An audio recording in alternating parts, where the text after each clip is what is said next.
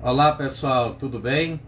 Para quem não me conhece, eu sou Adelino Neto, advogado, empresarial, estabelecido em Brasília, também com algum ramo no Maranhão, onde eu trabalho já há bastante tempo com a questão do Instituto da Recuperação Judicial e da Falência.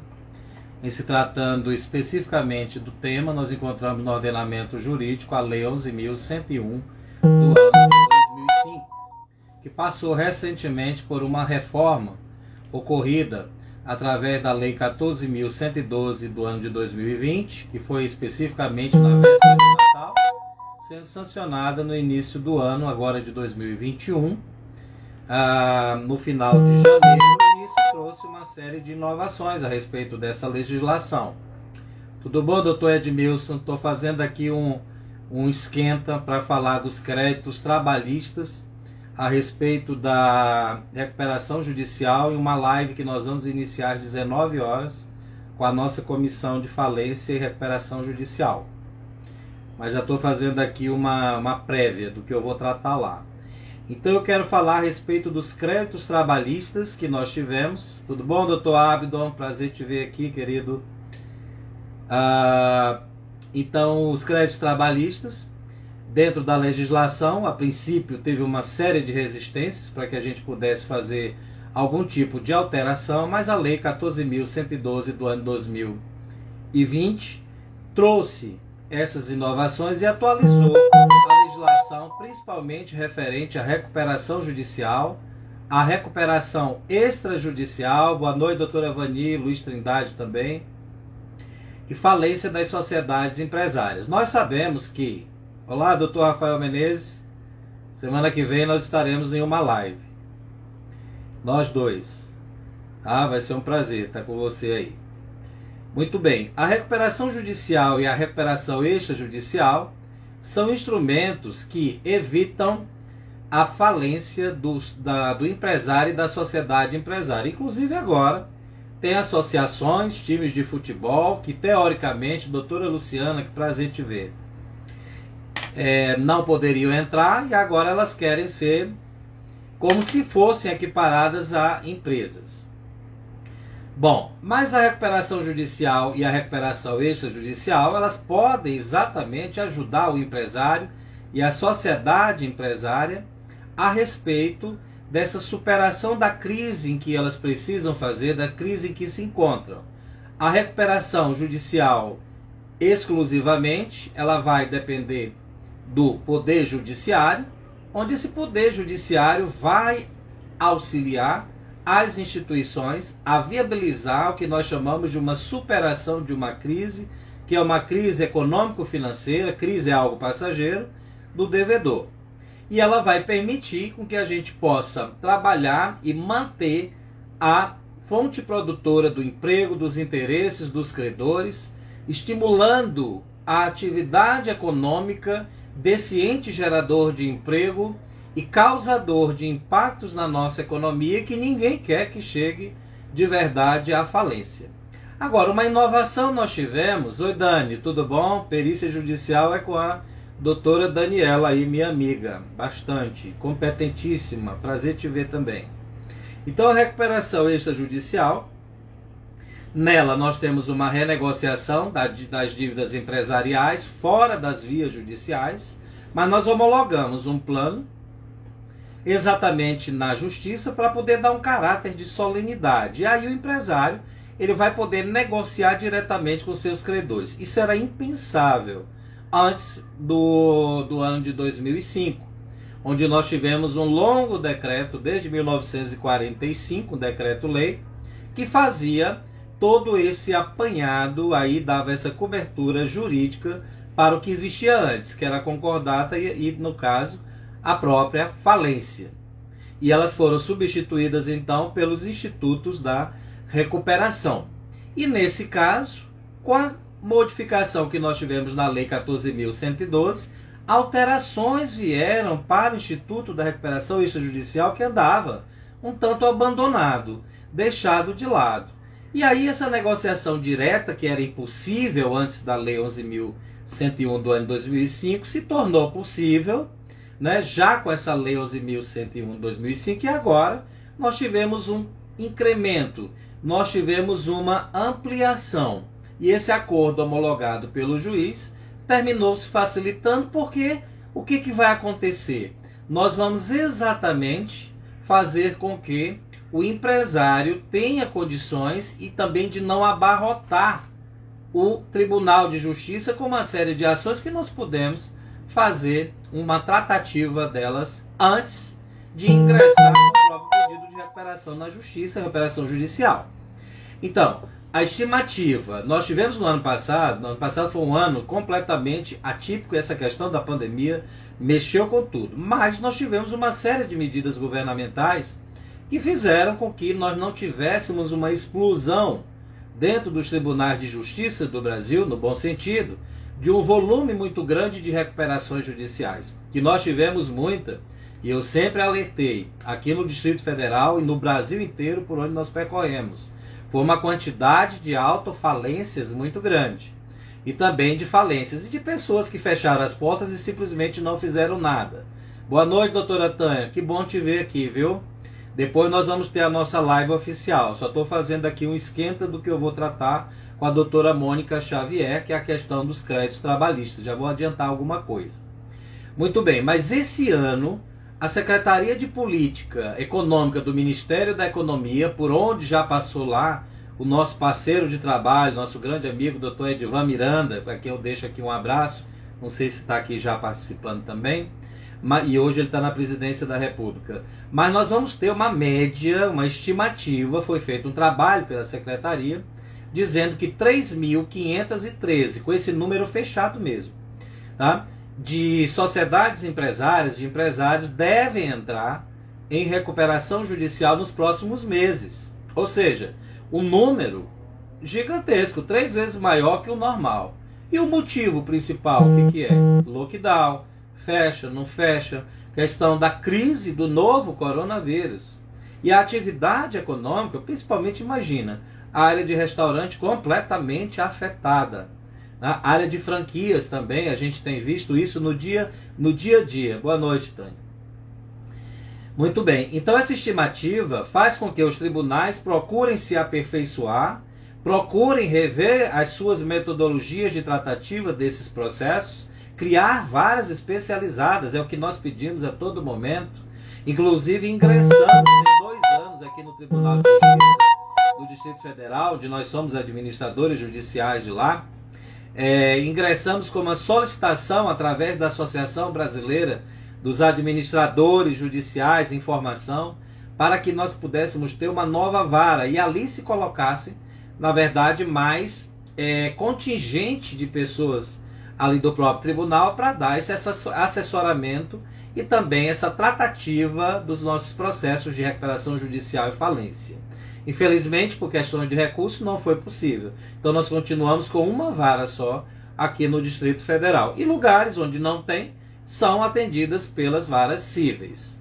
Tá? Agora, o ponto mais polêmico da discussão, quando nós falamos dos créditos trabalhistas, nessa reforma que nós tivemos aí da Lei 11.101 de 2005, foi a questão que previa a execução trabalhista contra o responsável solidário ou subsidiário até a homologação do plano ou a convolução em falência. Esse daí foi totalmente vetado, é o artigo 6º, parágrafo 10. Tá? Não é 10º, é 10, assim que, né, são números cardinais a partir do 10. 10. Então ele foi vetado pelo presidente da República, que inclusive nós tivemos uma justificativa dos argumentos para esse veto. Um deles foi que violava o artigo 5º, inciso 78 da Constituição Federal. Nós que trabalhamos a Constituição Federal, gostamos demais do direito constitucional, né? Então nós sabemos que esse artigo 5º, inciso 78 da Constituição Federal, é aquele que fala da razoável duração do processo e celeridade na tramitação de processo. É o último inciso do artigo 5º, aquela pergunta clássica que o professor faz na sala. Quantos incisos tem o artigo 75? Já caiu até em prova de concurso. né? São os 78, exatamente ele fala da celeridade que nós temos que dar nos processos da nossa justiça. Isso consta na Constituição. Então esse foi um argumento de que poderia trazer um certo atraso. Mas nós tivemos também outros argumentos.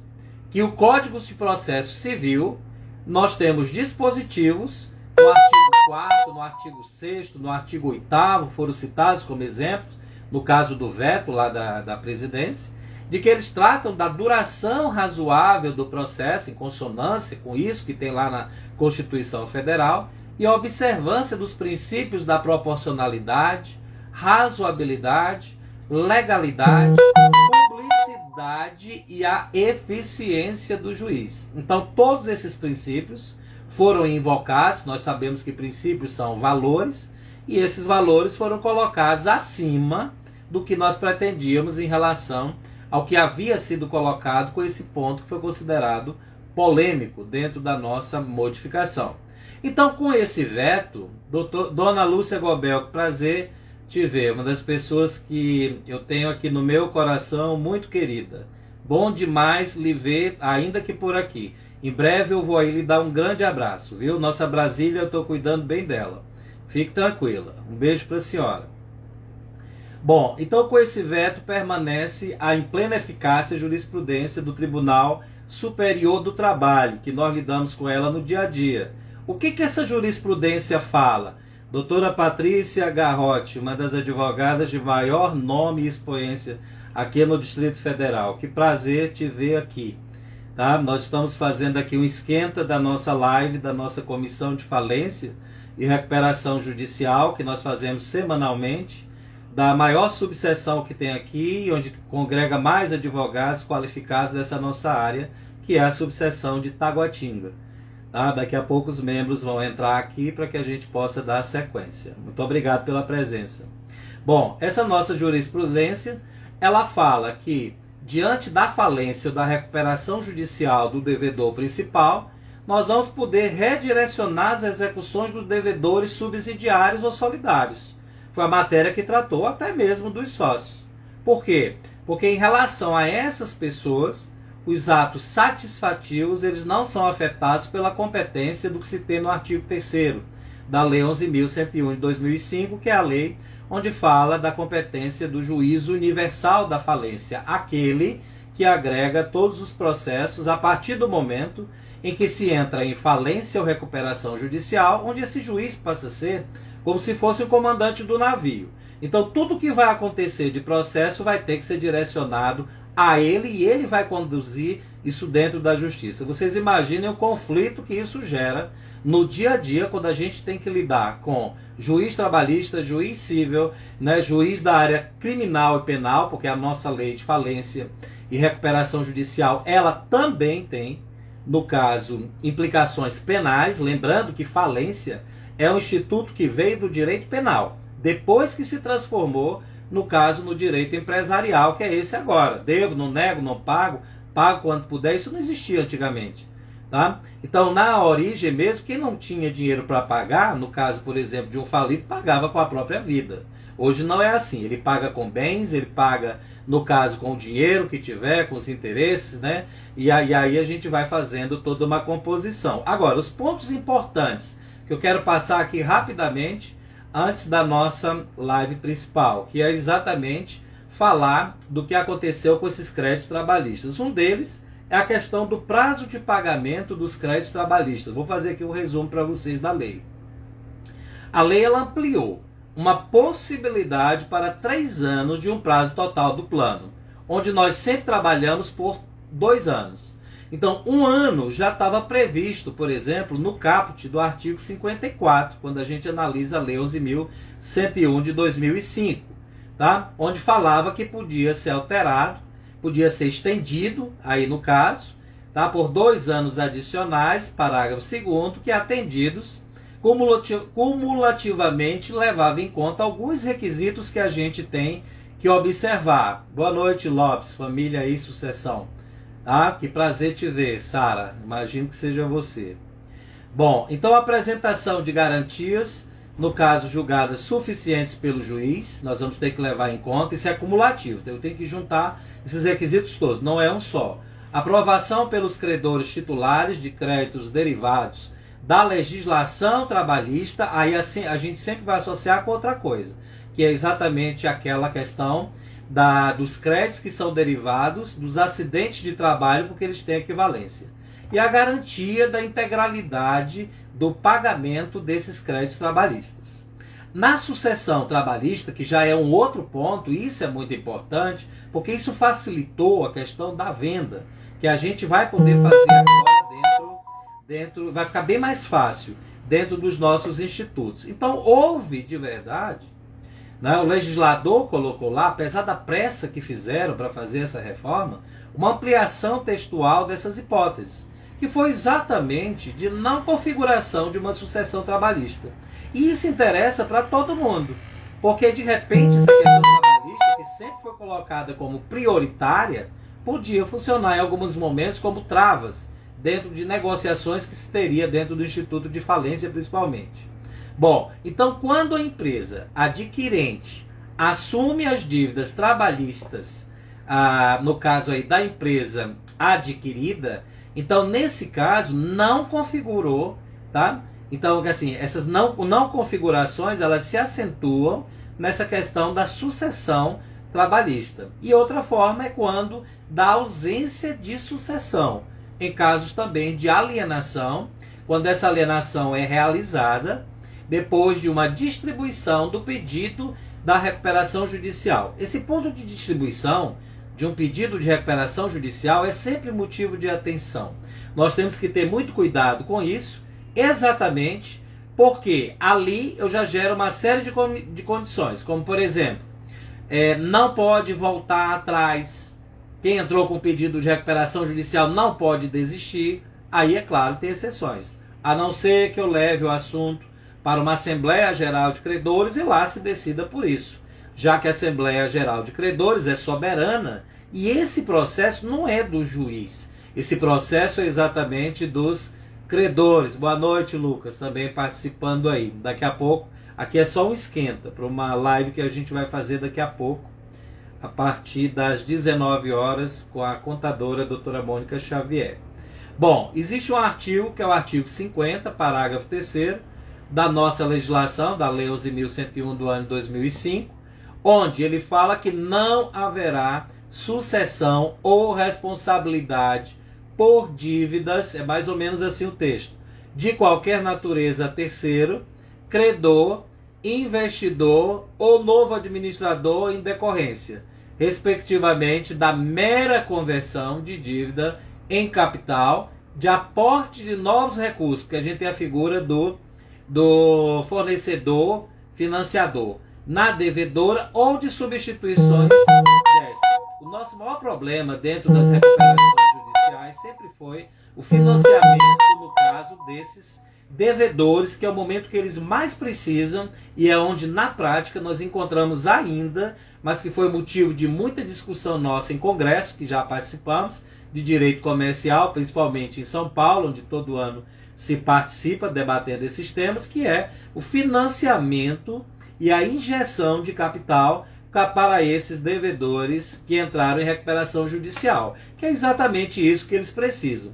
Para vocês verem, terem uma ideia, tem no caso, por exemplo, dependendo do tipo de devedor, de empresário, devedor empresário, ele às vezes ele tem um só tipo de fornecedor, tá? Para o seu negócio, como é o caso de locais que utilizam papel para fazer trabalhos gráficos e etc. Normalmente é assim, principalmente aquele que vende no atacado de qualidade. E ali podem ter restrições, tipo, entrou em recuperação judicial, não forneço mais. Próprios bancos colocam isso. E aí os advogados têm que estar fazendo toda essa tratativa de liminares e estar fazendo tudo isso para evitar exatamente esse tipo de problema. E são os problemas do dia a dia que acontecem. Mas eu resumiria isso tudo como essa dificuldade muito grande no financiamento. Um outro ponto importante que nós tivemos aí na lei foi a preferência na ordem de pagamento de créditos extraconcursais. Nós tivemos uma verdadeira mudança no caso de falência. No caso de recuperação judicial é fácil. Nós não temos, lembrando, um artigo dentro da nossa legislação que estabeleça uma ordem de pagamento para recuperação judicial. Não tem. Não tem. Isso não tem. O que a gente se baseia ali, quando a gente olha a lei, é o artigo 41 dessa lei, que é exatamente falando que na Assembleia Geral de Credores nós vamos ter uma divisão de classes, e essas classes são compostas ali de 4 classes, onde a primeira são os credores trabalhistas, a segunda de garantia real, que são aqueles que têm contrato, a terceira classe são credores, no caso, quirografários, que são aqueles que não têm garantia real, não têm um apoio de um contrato dando subsídio ao crédito dele, por exemplo, e o último que foi inserido já na lei complementar em 2014, que foi, no caso, que são, no caso, os credores de microempresa, que são performados como microempresa, e empresas de pequeno porte. Mas, no caso da falência, nós temos o famoso artigo 83 da lei, que sofreu uma verdadeira transformação. E a própria ordem de classificação dos créditos de pagamento extraconcursais, também nós tivemos alterações na nossa lei, de modo que os créditos derivados da legislação trabalhista ou decorrentes de acidentes de trabalho, relativos a serviços que foram, por exemplo, prestados após a decretação da falência, então nesse caso eles passaram para 4º lugar, dentro dessa classificação da ordem de preferência. Então a gente tem inclusive uma tabela que nós já fizemos e trabalhamos com ela, a respeito da nova classificação. Depois eu faço uma matéria exatamente sobre isso, gravo um vídeo sobre isso para os interessados, a respeito da nova classificação dentro das ordens de preferência, concursais e extraconcursais. Tá? Bom, então após as despesas, onde o pagamento antecipado seja indispensável à administração da falência, e os créditos trabalhistas de natureza estritamente salarial, a lei colocou assim, tá? Se eles tiverem sido vencidos, por exemplo, 3 meses antes da decretação da falência, e se eles tiverem até o limite de 5 salários mínimos por trabalhador, eles estarão exatamente nesse 4º lugar da ordem de preferência, levando em conta a questão do pagamento dos créditos extraconcursais. Ok? Bom, um outro ponto que eu posso falar aqui também seria a questão da recuperação extrajudicial de créditos de natureza trabalhista e por acidentes de trabalho. Isso havia uma proibição em relação a que a gente fizesse essas modificações na Lei 11.101 de 2005, antes dessa alteração que ocorreu em dezembro do ano passado. Tá? Pela nova lei 14.112, que alterou a lei 11.101 de 2005, deixando bem claro, pode-se incluir, sim, esses créditos trabalhistas por acidente de trabalho, no caso de uma recuperação extrajudicial. Essa é a grande novidade. Nós não tínhamos a menor possibilidade de fazer isso, não levava em conta uma recuperação extrajudicial a questão desses créditos trabalhistas. Ok? Mas para isso, né, é claro, nós vamos ter uma negociação coletiva com o sindicato da respectiva categoria profissional. Entra aí a figura do sindicato dentro do nosso processo. É bom que está dando uma abrangência bem grande. Na verdade, um processo desse, de recuperação judicial, já abrange, eu diria, quase todas as áreas do direito. Tem que ser um advogado realmente, pessoas altamente qualificadas. Boa noite, doutor Werther, meu grande amigo, né, do peito, defensor público lá do estado do Maranhão. Prazer te ver aqui, viu? Estou fazendo aqui um esquenta de uma live que a gente vai falar daqui a pouco a respeito dos créditos trabalhistas da recuperação judicial. Bom, e também a gente pode falar aqui sobre a conversão de um crédito trabalhista em capital social. Essa daí foi uma grande novidade que nós tivemos para todo o empresariado brasileiro. Tá? Nós tivemos a honra de participar da redação dessa nova lei, participei exatamente disso, e com esse trabalho que a gente vem desenvolvendo em Brasília, com todas essas formas que nós tivemos dentro da comissão da alteração da lei, uma delas foi exatamente debatendo isso. Eu tive o prazer de participar e dar forma a essa nova lei da recuperação judicial no ano passado. Tá? Então foi uma honra participar disso. Então essa conversão trabalhista em capital social hoje é possível. É possível como meio de recuperação judicial que a nova lei cria essa possibilidade de conversão de uma dívida do empresário, da sociedade empresária, no próprio capital social do negócio. Eu não sei como isso vai acontecer na prática. Muitas vezes a gente fala assim, que tudo isso que alterou nessa nova legislação a gente vai ver e vai sentir daqui a 3 anos. Porque é algo, imagina, o teu credor ele passa a ser dono de uma parte do teu capital social, né? Então você está adquirindo ali sócios, mas foi uma forma, já que uma das grandes lutas que nós tivemos junto aos nossos parceiros, né, que fizemos aí essas alterações, a gente participou da alteração dessa lei, foi exatamente o financiamento, colocar, injetar dinheiro aí nesses empresários. E além disso, por exemplo, essa questão aí do capital social, ele possibilita que os credores, quando se tratar de crédito trabalhista, eles possam adjudicar os bens que foram alienados na falência. Nós sabemos que na falência o pagamento ele é feito exatamente arrecadando bens e pagando através de um princípio do par conditio creditório, que é exatamente pagar proporcionalmente o dinheiro que se tiver para pagar para aquelas pessoas. Não significa que as pessoas vão receber 100%. Elas vão receber o que puder receber em relação ao percentual, onde vai ser dividido, diluído, na medida do possível, para satisfazer todos os credores. Naquela máxima, é melhor receber um percentual de alguma coisa do que não receber nada. Então, na falência, a falência não é boa para ninguém. Não é boa para ninguém. É claro que ela pode se tornar algo bom também, mas, em resumo, é muito melhor uma recuperação judicial ruim do que uma falência muito boa. Tá? Para todo o nosso ordenamento jurídico. E por último, também para que eles possam adquirir bens por meio de uma constituição, de uma sociedade futura ou outro veículo de investimento com uma participação necessária, tanto dos atuais sócios do devedor, de terceiros ou mediante uma conversão de dívida em capital. Então, pessoal, em resumo, essas aí são as principais alterações que geram mais impactos na esfera trabalhista em relação à nova legislação que a gente participou trabalhando na nova lei aqui para todo o Brasil. Acho que foi um trabalho muito bem feito e a gente se orgulha muito de ter participado disso, dado uma nova redação e uma cara nova aí na legislação para todos os empresários brasileiros como meio de facilitar suas vidas e para que estimule que utilizem esses instrumentos, principalmente de recuperação judicial.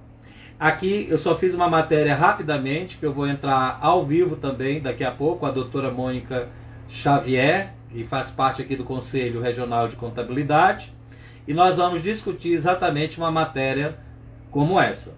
Tá? Meu muito obrigado, uma boa noite para todos vocês, um prazer rever muitas pessoas queridas e conhecidas aqui, e daqui a pouco eu entrarei com a nossa Comissão de Falência e Recuperação Judicial da OAB-DF, onde eu sou o presidente, aqui no Distrito Federal, e nós pegamos a maior subseção da região, que é a subseção de Taguatinga, onde eu agradeço ao presidente Cleider Fernandes, onde a gente junta lá os mais qualificados advogados em relação ao direito empresarial, talvez do Brasil. Nós temos aqui um núcleo muito forte de estudo e também trabalhando em todos os cantos aqui desse nosso país. Tá bom?